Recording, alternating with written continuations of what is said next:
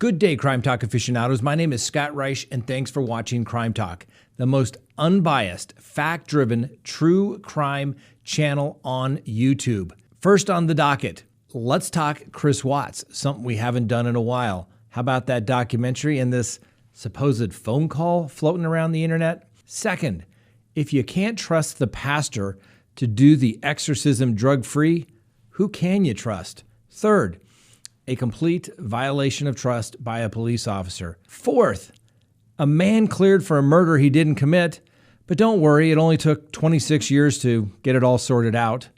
Fifth, you tell people not to drink and drive, and then you want to charge them when they have their 13-year-old drive home. And finally, our dumb criminal contestant of the day. Let's talk about it.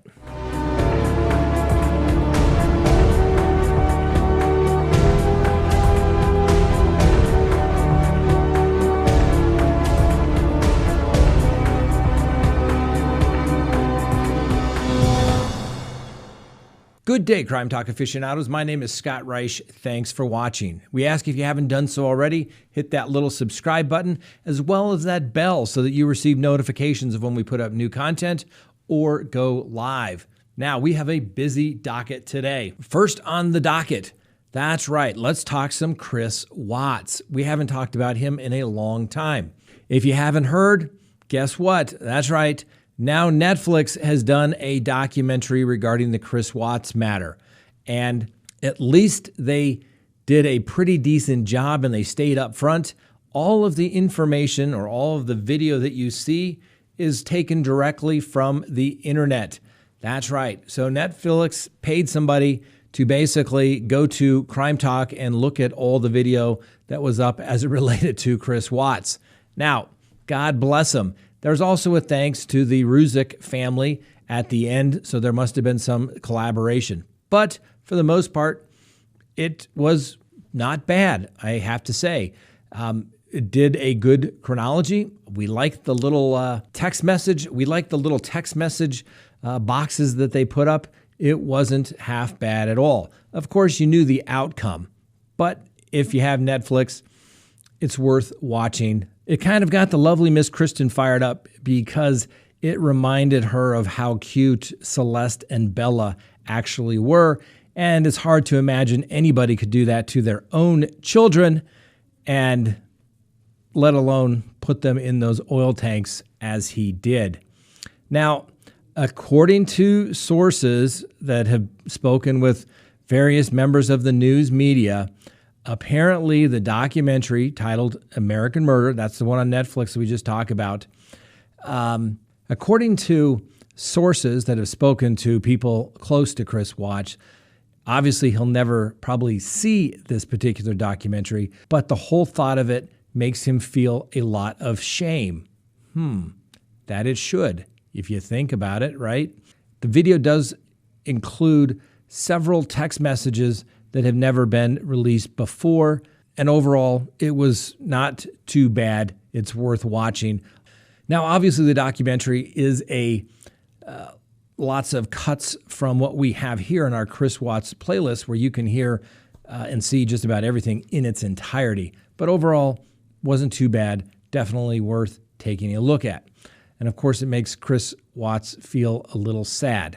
Now, the other thing going on with Chris Watts, and I'm going to think about whether we even put this audio up that's floating around on the internet, but there's apparently a call between Chris Watts and I think a woman named Anna and some unknown guy on the other side that was telling Chris Watts that he is just a victim of this entire situation, and it sounds like he's reviewing the discovery, and Chris Watts goes off and talks about how he wants to do a 35C. And then he starts talking about how there's the fruit of the poisonous tree and Brady information, and how he just doesn't think that the mission that God has put him on earth for means that he should remain in custody. And this unidentified individual then states that, Chris, you got screwed. We're going to help you get out. It's all part of just a big game. Now, for those of you who do not know, and if you want to go to our playlist, you can see where we talk about a 35C hearing.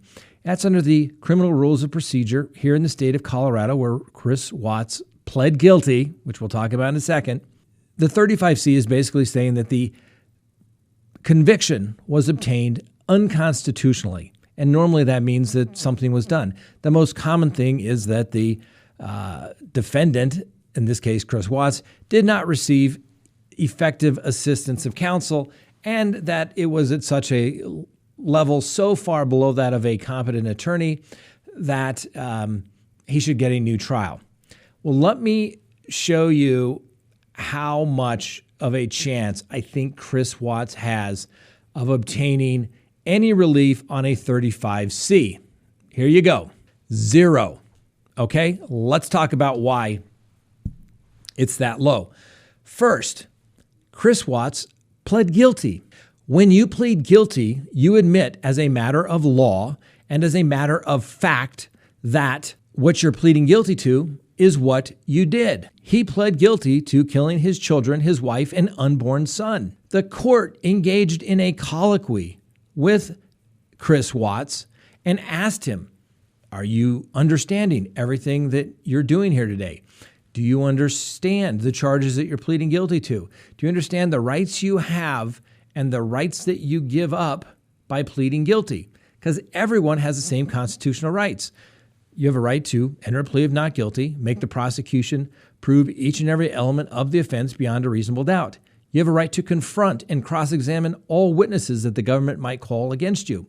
Obviously, you have a right to make the government prove that case unanimously to a jury of 12 people. As a defendant, have a right to present a defense you might have to simply, I didn't do it, in a defense of an alibi. I wasn't there, or it wasn't me as it relates to identification. Simple enough. The defendant has a right to testify or not to testify. And if he went to trial and lost, he has a right to an appeal.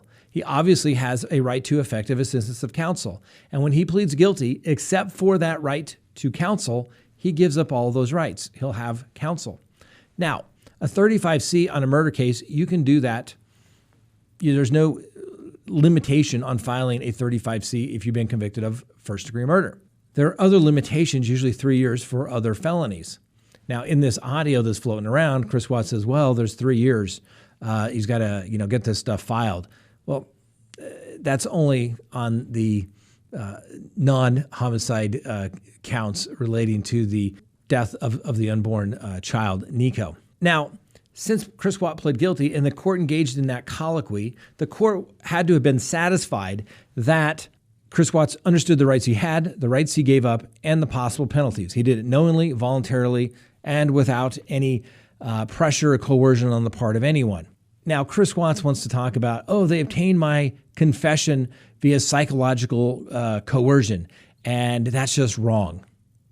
I agree. Psychological coercion is definitely wrong.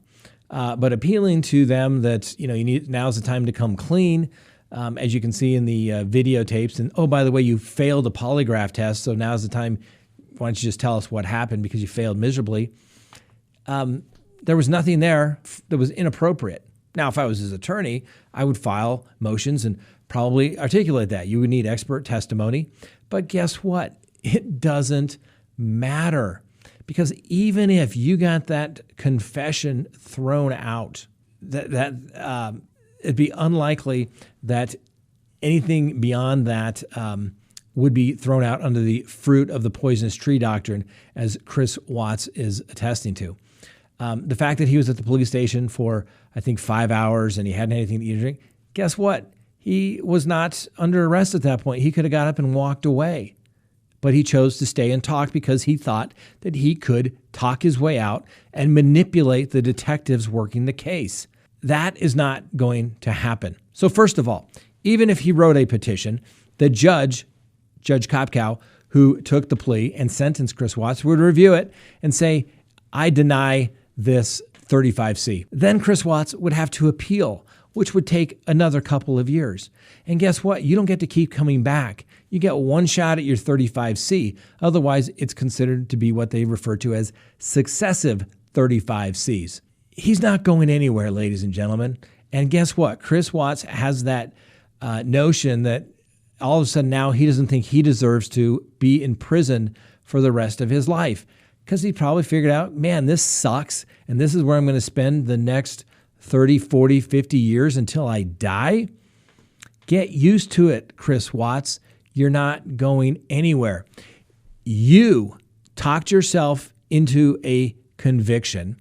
You'd never got a lawyer early on, and frankly, you had all the resources available to you with the public defender's office, and you chose to plead guilty. One of the questions the court asked Mr. Watts was, have you had sufficient time to speak with your attorneys about the case? He admitted he reviewed all of the discovery. And guess what? Then they went up and talked to him months later, and you can also hear all of those conversations in our Chris Watts playlist, all his confessions, where he confesses to doing everything now that he doesn't think he, should be in prison for. So that confession would still be there.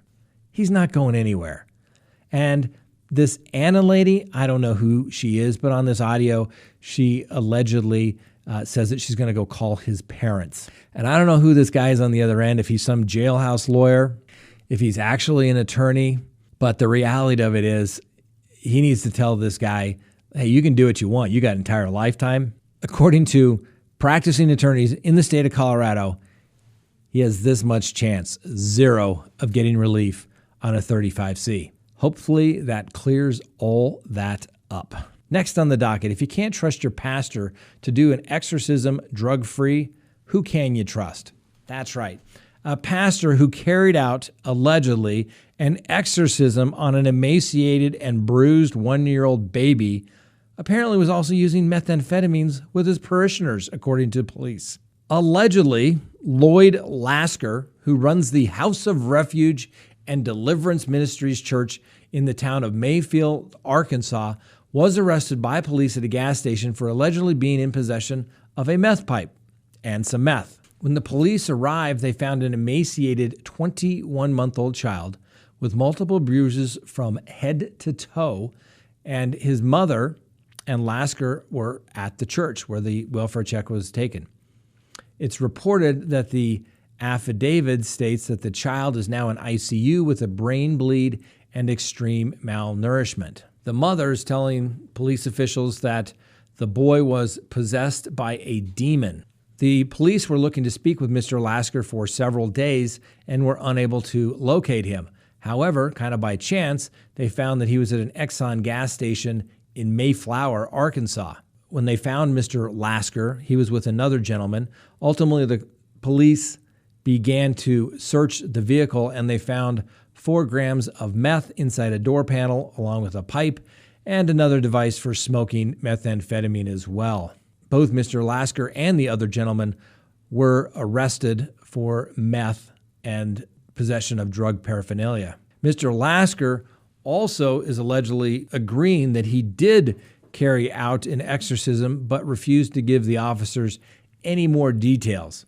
Apparently unclear how one goes about doing that and whether methamphetamine would be required for this alleged religious ceremony. When they searched Mr. Lasker's home, they found a shotgun. He's going to be facing additional charges because he is a convicted felon and cannot possess that firearm as well. So Mr. Lasker is in a world of hurt.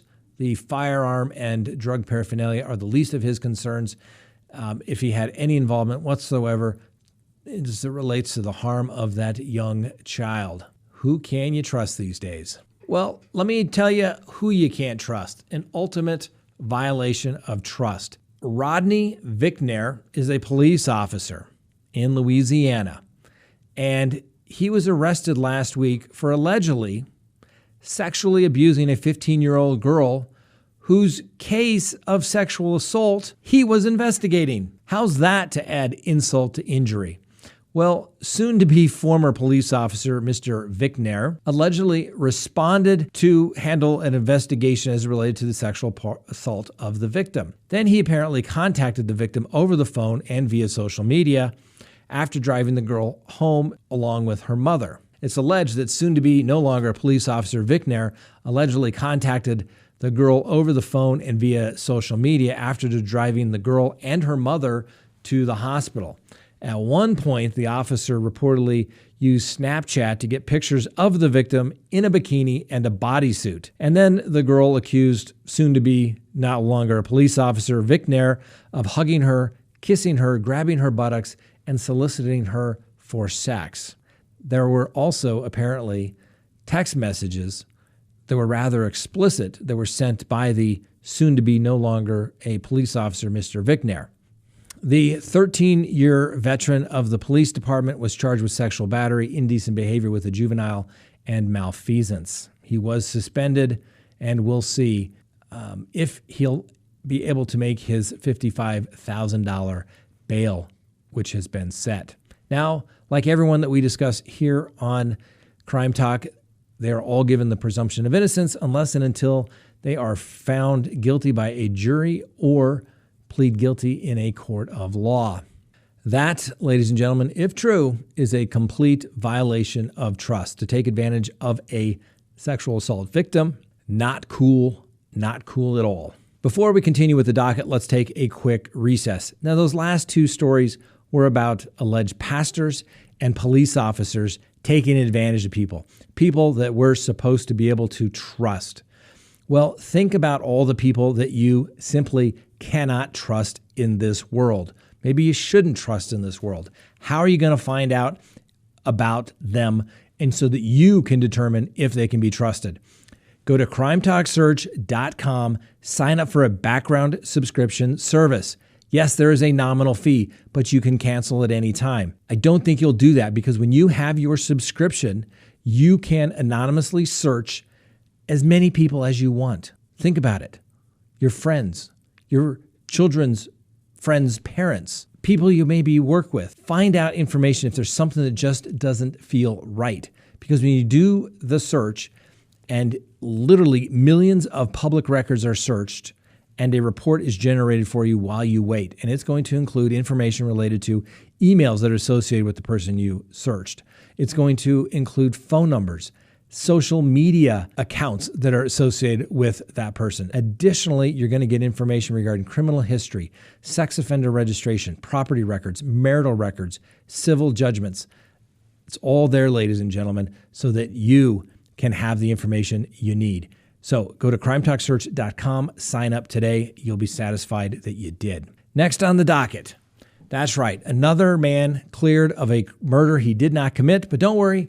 It only took 26 years to figure out that there was a mistake that was made. Lacino Hamilton is now free after being exonerated some 26 years after he was falsely found guilty of murder. He was arrested in 1994 and convicted in 1995. Hamilton's case took a bad turn when a fellow inmate claimed Hamilton had confessed to killing his foster mother while in jail. It's believed that the jailhouse snitch was attempting to get leniency for his own criminal conduct. Ladies and gentlemen, do not trust jailhouse snitch information. It is not trustworthy at all. I'm telling you, I've been on both sides of that. You have to be super skeptical of that. Now, fortunately, in this particular case, Mr. Hamilton will ultimately be free. But it took 26 years to do that. Be very careful and hesitant of people that receive benefits for their testimony. It is bought and paid for, and they will put anybody on the grassy knoll in Dallas in 1963 if that's what they have to do to get the benefit for themselves. Be very skeptical of jailhouse snitches. Next on the docket, you tell everyone not to drink and drive, and then you want to get them in trouble when they have somebody else drive for them. That's right. A Texas man is accused of letting his 13-year-old stepdaughter drive them to get ice cream, and he's now facing charges. Sure, this wasn't a little example of let's go drive the car. You're probably mature enough. Yeah, you don't have a license. It'll be okay. The stepfather, Javier Martinez Aguilar, he was in the passenger seat, all right, but unfortunately, he was in fact intoxicated. So I guess it probably makes good sense, even if you're letting a minor drive a motor vehicle, that you probably shouldn't be doing it intoxicated. And next on the docket, our dumb criminal contestant of the day.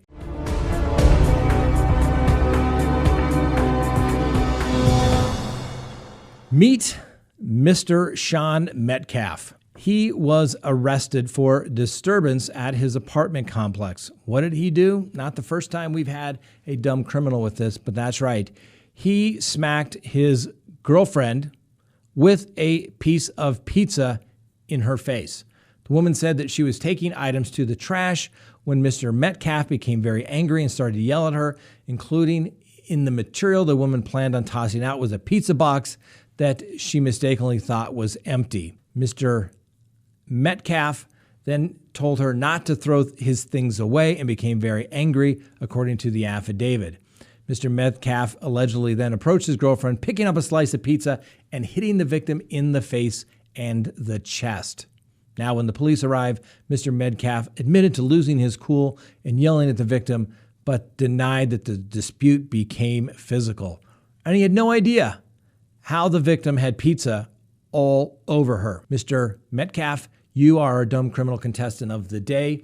Congratulations. If you are the big winner of the week, we're going to send you a Crime Talk mug. And for those of you who would like that Crime Talk mug or any other merchandise without having to become a dumb criminal contestant, that's right. Go to the link below, Teespring. You hit the button, you hit a couple of buttons, and the next thing you know, you've got Crime Talk merchandise at your house. Very cool stuff. Thanks for watching. We'll see you next time on Crime Talk.